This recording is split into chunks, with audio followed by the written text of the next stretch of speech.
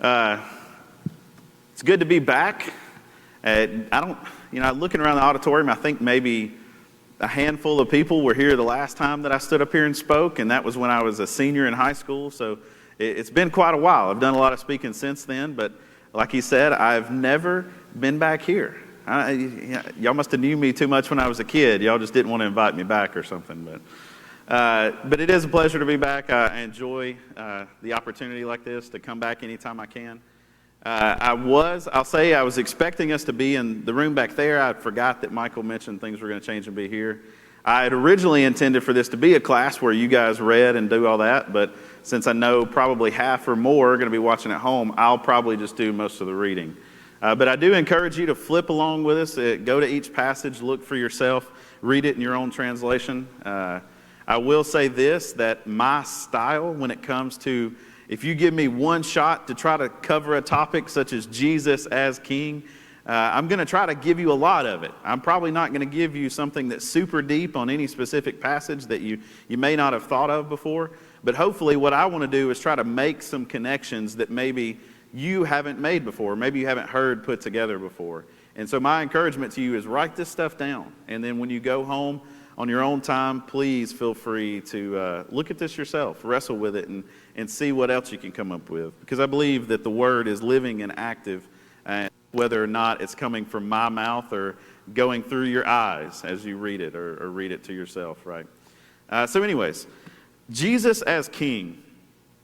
This topic, there's a lot of these that really are broad scope, but this literally goes from Genesis to Revelation.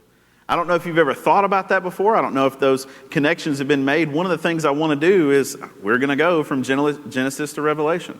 We're going to look at some of the things to kind of reinforce that this is a major metaphor by which we can understand Jesus. In fact, when Jesus comes onto the scene, that's really the main thing that people were seeing him as. I think you've already had lessons on him as Messiah and him as Christ. Hopefully when you talked about Messiah, you kind of wrestled with this a little bit. But this was something that the Jewish people in the first century were very much looking forward to and very much steeped in all of this king talk that we see in the Old Testament. In fact, when Matthew summarizes, if you didn't know, Matthew is the Gospels that's kind of geared towards Jewish audiences. When he starts off his ministry in Matthew chapter 4 in verse 17, it actually says that he went about saying that the kingdom of heaven is at hand, which, remember, heaven is just their way of trying to avoid the word God. But they were saying, here's this kingdom. It's now at hand. This is how Matthew summarizes what Jesus went about telling everybody. And in fact, when Paul, in multiple places in Acts, Luke summarizes what Paul teaches as teaching about the kingdom of heaven or the kingdom of God. This is very much a major metaphor by which we understand Jesus. And so, if you don't mind, flip over to Genesis chapter 12. Now, I could go all the way back to Genesis chapter 1, tie this in with image bearers and the idea that God created us to have dominion. I could go even further back, but I think really this is where we see this, not just kingdom, not just rule, but the idea of a ruler.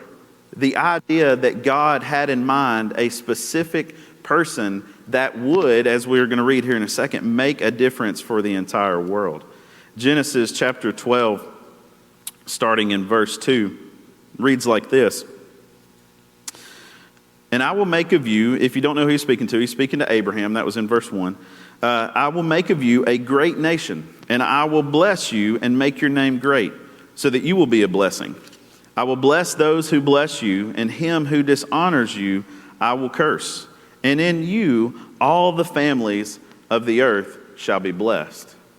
Now Abraham, sure, he was a leader of a people, but he never really got the title of king. I don't know something they would have called him.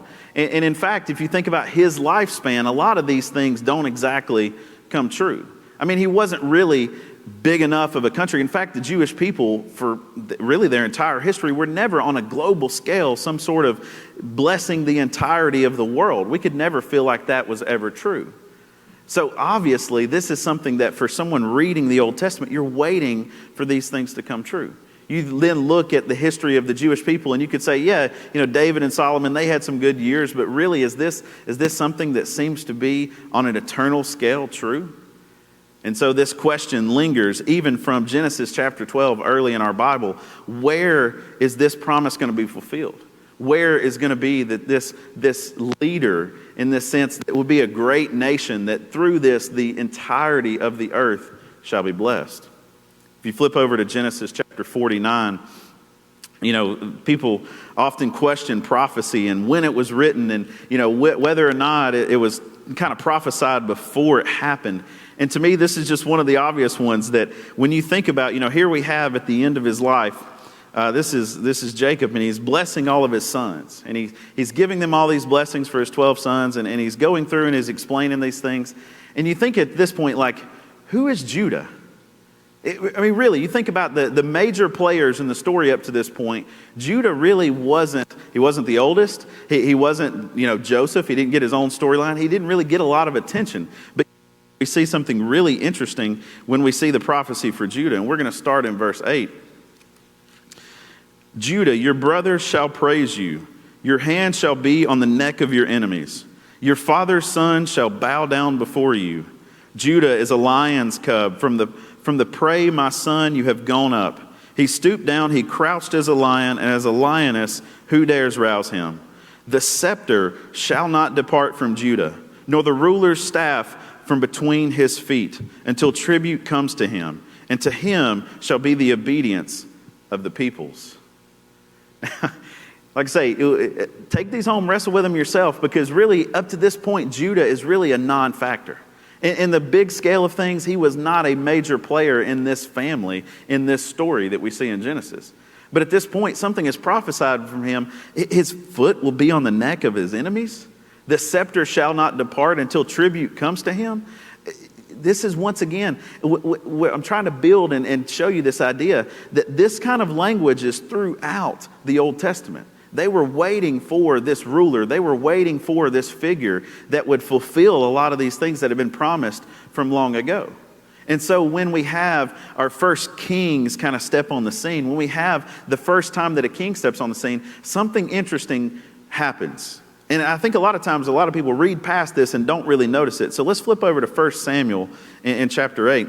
But as the first king comes onto the scene here, you get this really interesting little statement. And it really, I think, is going to set up, from our perspective, looking at this in this day and time, we can look back and say, well, yeah, that's kind of what it was meant all along. But in a person, in going through this, living through the time of the kings, you wonder if they just didn't hear this. If they didn't really think about this and wrestle with what this meant. And in fact, I would say, obviously they didn't, because look how things turned out. But in chapter 8 of 1 Samuel, starting in verse 6, essentially, the people had clamored for this king. They wanted this king. They wanted a king to lead them. Up to this point, they had the Judges, which is a complicated book and subject. We can't get into that. They had kind of these patriarchs that have led for many times. But at this point, they looked around and they said, hey, everybody else has a king. We want a king. And in verse 6, it says, but this thing displeased Samuel when they said, give us a king to judge us. And Samuel prayed to the Lord. And the Lord said to Samuel, obey the voice of the people in all that they say to you. For they have not rejected you, but they have rejected me from being king over them. God, from the very beginning, intended to have a close relationship with his people. We see a similar thing on Mount Sinai, and probably talked about with the idea of priest, that there was never meant to be this separation. There wasn't supposed to be that sort of separation that we see. God always intended for intimacy. And in the same way with the king, God always intended to be that king that is with his people. That, you think about the rulers of today, how well do they know each and every one of us? How well do they know our needs, our wants, our desires, the things that we really care about? They don't. And from the very beginning, God, because he is God, had a cheat. Really, he can't do what we can do. He knew that he could have a deep understanding of not just your needs and desires, but your very heart. And so who better than to lead the people than God himself? God always intended to be king, but yet the people grew restless. And God, as he always does, he's willing to meet us in the middle. He's willing to help us, figure out this thing that we sometimes don't get right away. He's willing to be patient and show us grace. And so he gives them a king. And so Saul, we know he kind of starts things out, and he does all right. And, ultimately he has his failures like everyone else in Scripture. And then we get David, who in a lot of ways is lifted up as like the ideal guy. In fact, we get so many prophecies about this Davidic king and much like David. And he's kind of the one that's looked at and pat on the back and said, yeah, he didn't do a lot wrong. Well, except for a few things that, depending on Chronicles or Samuel, whether or not how much they talk about it. But yeah, he did a few things that were wrong. And he wasn't that ideal king. Well, what about Solomon? And in a lot of ways, they're like, yeah, Solomon, wisdom. He started off his kingship very well, asking God for wisdom, asking for that heart to lead the people in the way that, not in his own way, but in the way that God would lead them, in the way that God would want to lead them. And he did pretty well for a while, but ultimately, like every other king, he had his failures. And we see on down the line, king after king, separation of the kingdom, king after king, who may have some good moments, but also had some really bad. And in fact, some kings, we don't even hear about good that they did. It was just all bad. Until eventually, the northern kingdom first is destroyed and taken off and separated up. And then eventually, we see the southern kingdom follow suit. Once again, these promises. This king, all the nations of the earth shall be blessed. Where is this coming true? We still have yet to see it. At this period where they're starting to be taken off into exile and they're living through this reality that Israel is no longer really what they all hoped that it would be. Let's flip over to Isaiah chapter 9. Just as things seem like the people of Israel can't fall any further, we get really a string of prophets. And for the most part, they're really prophesying why a lot of things have gone bad. But for us, we can't help but see the obvious signs pointing to what we just know as Christians. But for them, as things are falling apart, as they're wondering, why is this? What have we done? And the prophets are reminding them, no, this is why you as a nation, you went far from God. You haven't followed through on your side of this deal here. And this is why you're experiencing exile. This is why you're experiencing all these issues. In Isaiah 9, we start to see a glimpse that maybe this story is not over. And I do this, and I try to, like I say, write this down and look at it yourself. Put yourself into the perspective of someone in that day and age. Think of what it would be like to have all these kings and watch them time and time again really just ruin. It kind of hit this peak really quick, and then from there it's just slowly disintegrating and falling apart. And then eventually you see it totally fall apart. But that's not the end of the story. Isaiah 9, verse 6. For to us a child is born. To us a son is given. And try not to think of Christmas. I know we always think from our perspective, but think from their perspective. A son is given, and the government shall be upon his shoulder, and his name shall be called Wonderful, Counselor, Mighty God, Everlasting Father, Prince of Peace. Promise that king is still yet to come. That prince, that leader that knows his people. The idea of a counselor. What if your counselor was king of the country? Would you feel like they knew kind of what was going on with you? Man, that's the kind of leader we all clamor for, is a leader that truly gets us and has our best interest at heart. And yet here we see at the lowest moment for the nation of Israel, a promise that it's still yet to come. That king, that leader is not yet there. Isaiah 52 is another place I want us to look. And for the most part, from this point until the first century, they really don't get a lot of other kings that they look at right off and say, yeah, this is the one. And so it just builds. Hundreds of years pass where these promises are in their mind. And yet, here's another promise that they had constantly in their mind, thinking about what does God have planned for us as his people. Isaiah 52, starting in verse 7. How beautiful upon the mountain are the feet of him who brings good news. We don't understand this, and we don't have messengers like they did back then, but I want you to think like, tax season is kind of all messed up this year. Maybe you're like me and you're waiting for a return that you filled like months ago and you still haven't got it. But you're constantly waiting for either that direct deposit or that check. And if you're waiting for that check in the mail, then you probably have this sense of anticipation for a long time that maybe today is the day that that thing is in the mail. And just think, if you went to the mail and all of a sudden you see that little window up there, IRS, right? You know, that little thing that's obvious that, hey, this is from the government. It's like, all right, I've been waiting for this for a long time. Here is this good news. Here's this thing I've been waiting for. In the day of messengers, they understood this all too well. That a person would be running along this message from far away, and they've been waiting for this good news for a while. They've been waiting for something to tell them that, hey, things aren't so bad. There's good news on the horizon. And so this image is the image of that messenger running. They've been waiting for this good news, and here it comes. It says, who publishes peace, brings good news of happiness, who publishes salvation, who says to Zion, your God reigns. In a time where they've watched evil leaders that care nothing about God and His ways destroy them, ransack the temple, drag them off into foreign countries. When they've seen all this terrible stuff happen, they are waiting for these promises. God said from the beginning that through this nation, through His people, the entirety of the earth shall be blessed. And they're waiting. When's it going to happen? When's it going to come true? And so here we see another one of these where it's saying, guess what, guys? You got to wait a little longer. It's still coming. I promise you, this promise is still true. God is faithful. He reminds them of them many times because they go through all these ups and downs. And I'm sure many times they wonder, when is this promise going to be true? So, hundreds of years pass. For us, the story, we don't really get a lot in that time. But the story for us picks up in the beginning of the Gospels. And what is the mood of the people? What is it that people are thinking? What's going through their mind? Flip over to John chapter 1. The story of John the Baptist. He comes on the scene and he's a little different. He stands out to people. He's teaching about the need for repentance, and he's talking about the kingdom. He's talking about these sort of things.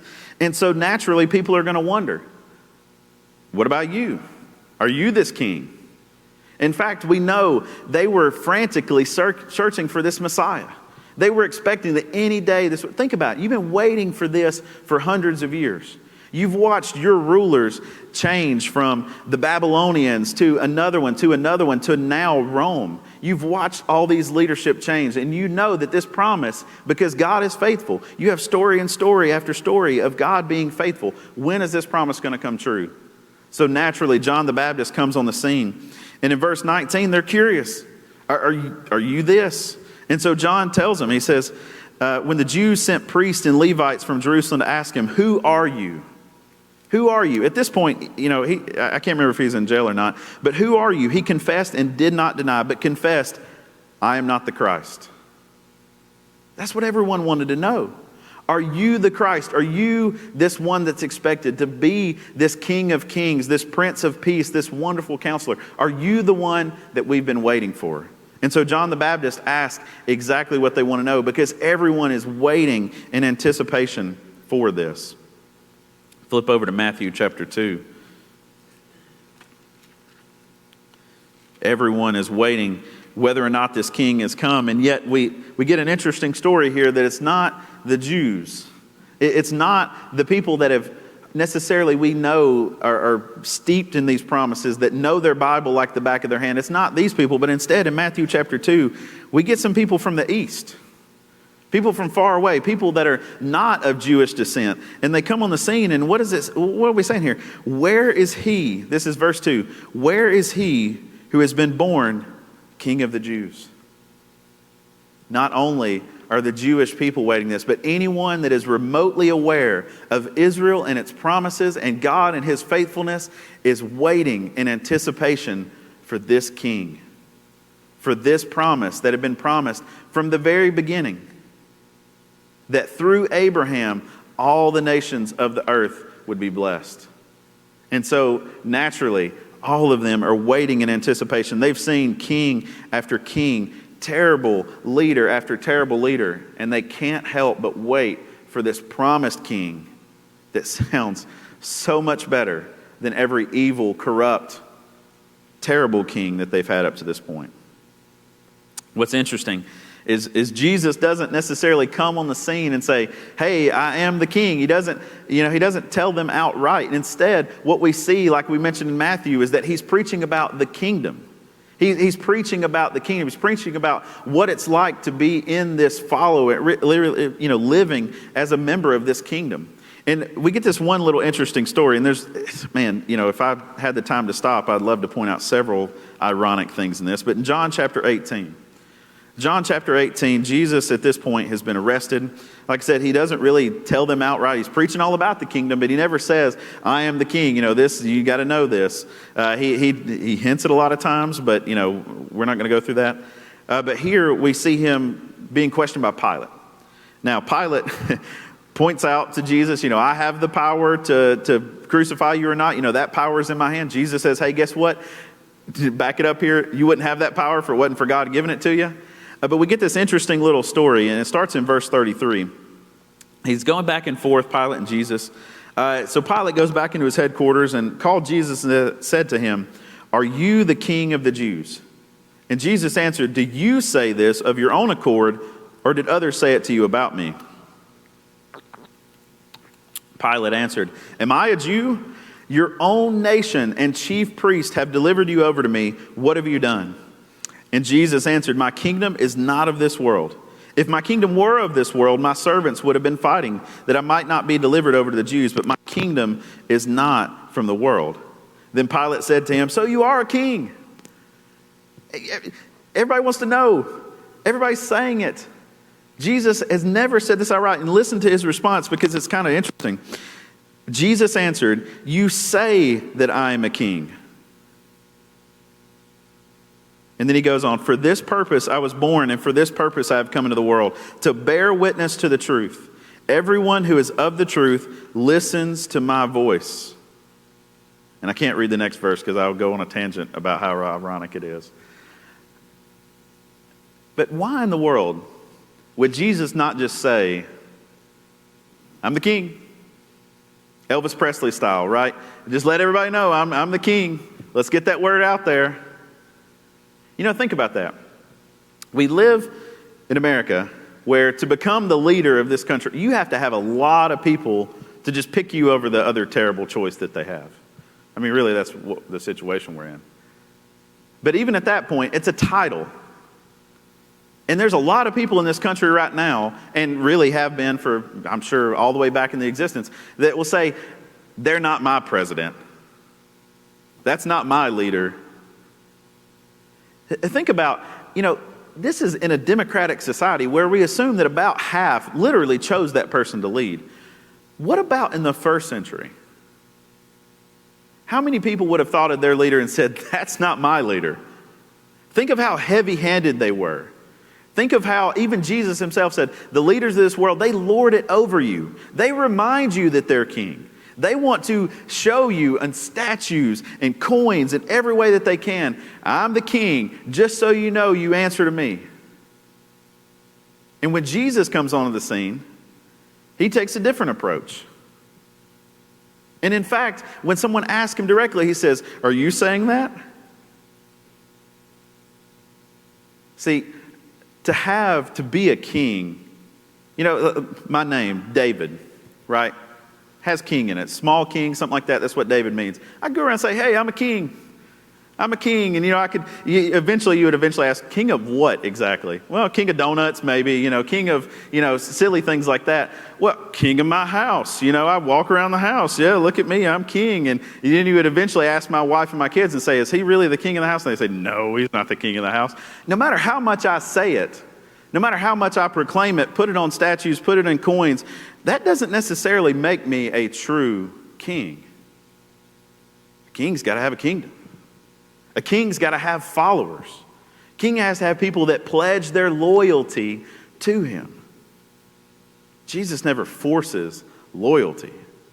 Jesus never comes on the scene and says, all right, guys, I'm king now. I killed the old king, so I'm king. Instead, what does he follow up with?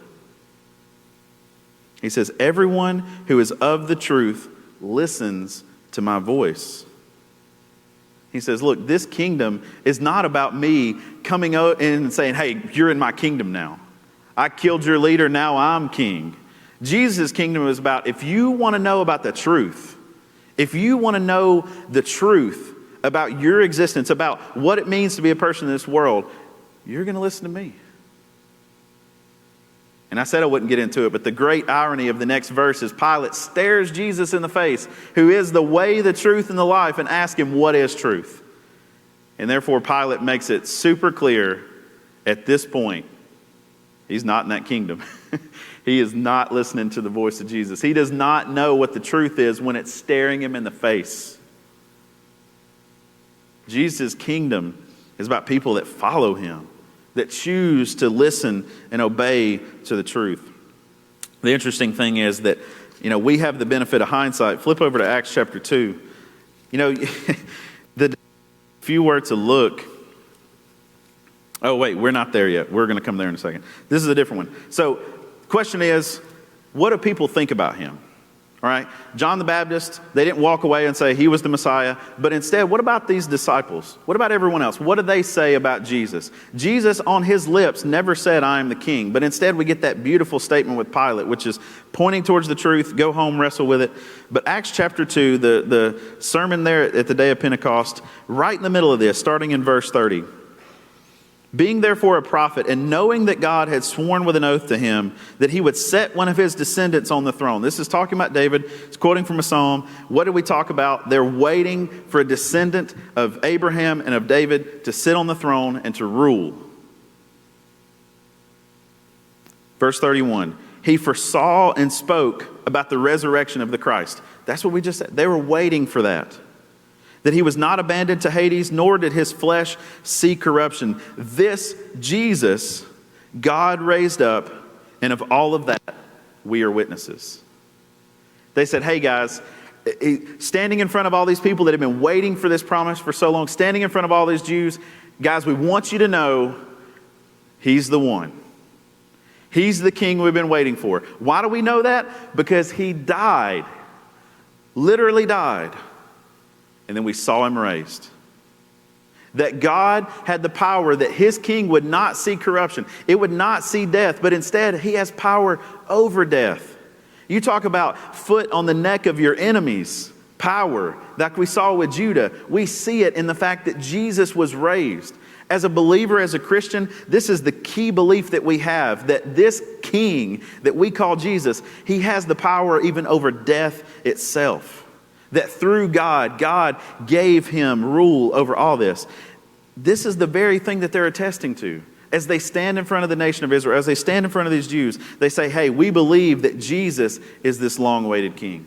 He is the fulfillment of so many things like you've read through with all these other things. Let's look at now what Paul says about some of this. Colossians chapter 1. I want you to see how they talk about Jesus, how they look at him. And then for the sake of time, I may not get to some stuff, but Colossians chapter 1, verse 13. He has delivered us from the dominion of darkness and transferred us to the kingdom of his beloved Son. Revelation 17, 14. I'll go through these quick for the sake of time. Talking about Jesus. They will make war on the Lamb, and the Lamb will conquer them, for he is the Lord of lords and the King of kings, and those who are with him are called chosen and faithful.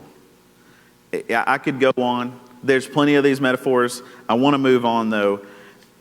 If you want to write these down and look at them on your own, Ephesians 1, 20 through 23, Colossians 1, 15 through 20. How does Jesus operate as a king? What does that look like? Colossians 1 talks all about it. But Jesus, very clearly, that's what they understood about him. He was this king that they had been waiting for a long time. If you have questions, if you have comments, talk to me afterwards. I didn't realize how quick 45 minutes would go. But we'll try to do that at the end, especially we have the same problem with our Wednesday night thing, that unless you have a mic, the people at home, once you start talking, it's just like, did it freeze? What happened? Why is the speaker just standing there? Anyways, so I'm trying to avoid that since a lot of people are at home. So interestingly, I started to talk about this earlier. Look at Acts chapter 1. So Jesus is king. I think we've made that clear all throughout the Bible. I want to talk about this. When is his kingdom? And that sounds silly, but I think it's important for us to know, because there's really a lot of confusion in this. I encourage you, just go through the Gospels, read about the kingdom, and you tell me when the kingdom starts.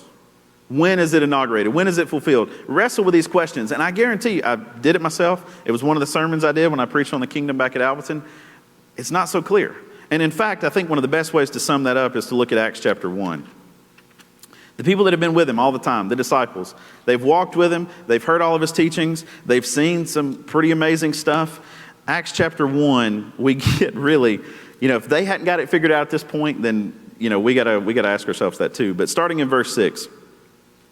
So when they had come together, Jesus is there. They asked him, Lord, will you at this time restore the kingdom to Israel? All right, Jesus, you're king. We believe it. We believe you now. We're going to go preach it here in a second. Is now the time? Is everything going to go back to, you're going to sit on a throne and you're going to drive Rome out and, the kingdom's here now, right? We've been waiting for. You're the one. They've been spending all this time with him and they still don't fully understand the kingdom. Look at all the times in the Gospels where he says, the kingdom of heaven is like, the kingdom of heaven is like, the kingdom of heaven is like. All those teachings, and they still are like, wait, so now Israel's going to bless everybody? You're here? We saw you raised from the dead, right? You're back for good. I mean, dead can't keep you away. Shortly after this, he goes up into heaven, and he actually answers him. Verse 7, it is not for you to know the time or the seasons that the Father is fixed by his own authority. It's this really interesting thing. Luke chapter 17, along the similar lines, starting in verse 20. Being asked by the Pharisees, when the kingdom of God would come, he answered them, the kingdom of God is not coming in ways that can be observed. Nor will they say, look, here it is, or there, for behold, the kingdom of God is in the midst of you. All right. Okay, maybe Paul's a little more clear. 1 Corinthians 15. Paul, he's so wordy. He'll explain it to death, right? He'll tell us exactly what we need to know. 1 Corinthians chapter 15, talking about the kingdom. How do we understand this? When is it happening? What are we waiting for? Starting in verse 20. But in fact, Christ has been raised from the dead, the first fruits of those who have fallen asleep. For as by a man came death, by a man has also come the resurrection of the dead. For as in Adam all die, so also in Christ all shall be made alive. But each in his own order, Christ the first fruits, then at his coming those who belong to Christ. Then comes the end, when he delivers the kingdom to God the Father, after destroying every rule and every authority and power. For he must reign until he has put all enemies under his feet. The last enemy to be destroyed is death. Y'all know anybody that's died lately? Right? During Corona, we probably know more than we want to. Something's not done. We know that Christ is going to rule until every power is put under him. And what does it say here? The last one of those is death. Jesus, when he came on the scene, said the kingdom of God is at hand. It's here. It's in the midst of you. But yet there's still part of this that we're waiting on that's not yet fully complete. If you study this, this is often referred to as the now and not yet. The kingdom is here now. It's in the midst of you. We can see aspect of it. When we see Christ working through our brother and sister, when we see the love of God going out to the nations, the world being blessed through those that are faithful to God, we can see aspects of that. But just like the prayer, we realize that the kingdom is not fully done. It's not fully here. When we look at the world and we see the state of the world, we know God is not truly ruling over every heart and every mind. God does not truly have dominion over everything that we see and we experience. There's part of this that is yet to come. Matthew chapter 13, I want to tell you this, and then you can look at it on your own, is this parable of the weeds. You may be aware of it. Starts in verse 24, and then later in the chapter he explains it. But the parable is essentially this. Farmer goes out and sows weeds, and then the enemy comes along and sows crop. The enemy comes along and sows weeds. And being a good farmer, things have grown up. He said, no, don't pull the weeds because it'll uproot the wheat as well. And in fact, you can look into this yourself. If you look at what the weeds of this area look like compared to the wheat, they really look extremely similar until they bloom, until that final stage, and then it's clear. But he says, don't go and pull up the weeds, but instead wait till the end. And at the end, we'll pull it all up and we'll sort it. We'll throw away the weeds to be burned, and the wheat we'll use. Jesus later goes on to explain, says, that's how the kingdom is right now. You're going to look around and you're not going to be able to distinguish. That's why you can't go pull, because accidentally you could pull up a wheat, or accidentally you could damage some other in the process. But at the end of time, God's going to come through and He's going to separate that needs to be thrown away and that which is worth keeping. We live in this period of time where things are not so clear. It's not easy to say, when is the kingdom? What about where is the kingdom? Is it in me? Am I truly living under the dominion and rule of Christ? What about now? What about a couple hours from now? Even in our own life, we may struggle to say, well, okay, is the kingdom in my life now? Well, now it is, but what about now? If we truly live as those that are under the rule of Christ, we should get this parable. It's not so clear. From my perspective, from my human eyes and my human understanding, I don't know everyone's heart. I'd love to just say, all right, those that are in the church, those that are truly in the kingdom, you can stay. Everybody else, you're really just pulling us down. Y'all go. I'd love to be able to say that. But just like that wheat and those weeds, I don't know which one's going to turn into wheat. They look really, really similar right now.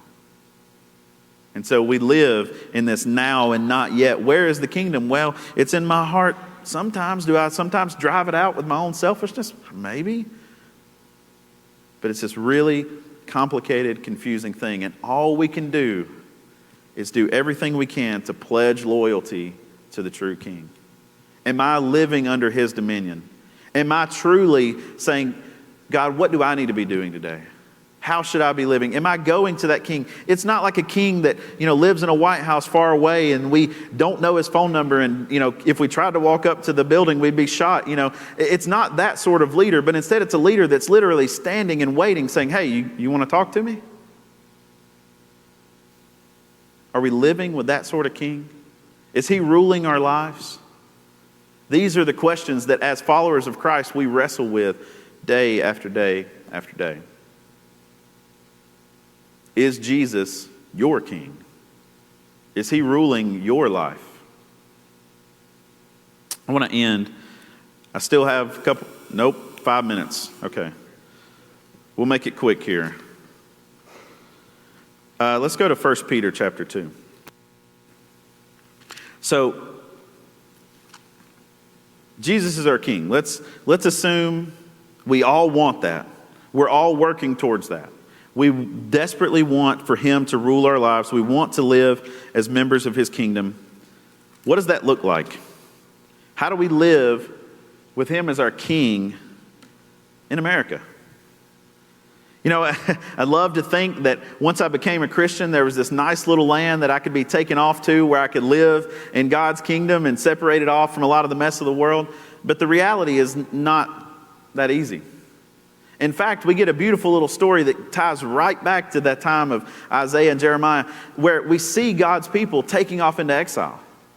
They don't have the temple. They're living in a land full of pagan idols and people doing a lot of things that they don't agree with, but they still are committed to God. And the book of Daniel is a wonderful one to wrestle with about what does it mean to live knowing that the land you live in is not your home. It's not your kingdom. It's not the country you want to be a part of. That's what it means to be in exile. You're in a land, if you had the choice, you wouldn't be there. If you had the choice, you'd be somewhere else.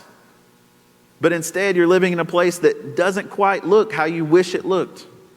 And in fact, the rulers are a lot more corrupted and twisted than you wish they were.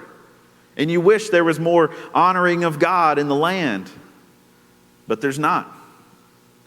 The book of Daniel wrestles with this. But Peter says a lot of things more directly that I want to look at. Starting in verse 9 of 1 Peter chapter 2. 1 Peter chapter 2. But you are a chosen race, a royal priesthood, a holy nation, a people for his own possession. That's us. Peter's writing to us. We are that nation. As followers of Christ that call Jesus our Lord, that seek out for him to be our king, we are that nation. Once you were not a people, but now you are God's people. Once you had not received mercy, but now you have received mercy. Beloved, I urge you, as sojourners and exiles. What did we just say? That's what we are. We're living in a nation that's not the nation we want to be a part of. We're living in a kingdom that's not the kingdom that we claim loyalty to. How do we live? Abstain from the passions of the flesh, which wage war against your soul. Daniel faced this. The very first thing they were there, look at all this wonderful food we've got. All these things that maybe some of which you were told not to touch. It tastes so good. You see, we got a smoker out back. When it gets off the smoker, that pig is delicious. Let me tell you about it. But yet Daniel realized that may not be the best choice as someone that claims to still be a follower of God. And so Peter warns us of that. Watch out for these things that may be packaged as good. You're going to want this. You're going to want to taste some of this. Watch out for those things because they wage war against your soul. Verse 12, keep your conduct amongst the Gentiles honorable, so that when they speak against you as evildoers, they may see your good deeds and glorify God on the day of visitation. When people look at you and they watch the media, and they're on Twitter and they're on all these things, and they just know Christians, y'all are a bunch of bigots and homophobes and every bad name in the book. That's just what Christians are. When they look at you, do they see good deeds that makes them second guess that? That makes them say, the CNN can tell me whatever they want about Christians. I know one, and he's nothing like that. Verse 13, be subject for the Lord's sake to every human institution, whether it be the emperor supreme or governors as sent by him to punish those who do evil and to praise those who do good. Guys, I wish that wasn't in there. I wish I could just say, not my president, not my governor, not my police officer. Love to say that. Daniel, go to this story, read it. He balanced this line perfectly. Daniel is seen, I think he's held up as the model exile, as somebody that's living in a situation. You want to talk about bad kings? You want to talk about bad presidents? They had them, guys. When this is written, Nero, within 100 years. When the time of the exile, Babylon, they didn't just come in and say, all right, you're with us now. No, they slaughtered. They killed. They separated families. I wish that wasn't in there. But we're called to do so. For this is the will of God, that by doing good you shall put to silence the ignorance of foolish people. Live as people who are free, not using your freedom as a cover-up for evil, but living as servants of God. Don't let your freedom, don't let your status as a member of God's kingdom say, I'm above reproach, you can't challenge me. No, don't cover up evil. I'm not saying it's easy, but it's what we're called to do. What this world needs right now is people who truly follow and obey Jesus as their King, who live lives that bring honor and glory to God, who does His will, who carries it out in the world, who, when people call you bad names, they overcome that by doing good deeds. That's what the world needs right now. Are we doing it? Are we truly living with Jesus as our King? If you're here today and you're not a Christian, It starts by repenting, changing, and saying, hey, you know what? I've lived my life up to this point the way I want to live. No more. I want to live the way that Christ wants me to live. You're willing to confess him as Lord, willing to turn from your sins, willing to be baptized to signify that you're dying to that old self and to be raised a new creation. Why? Because we believe in what the Bible says. This journey of living a life with Jesus as King starts right there. Or if you need any prayers of the church, come as we stand and sing together.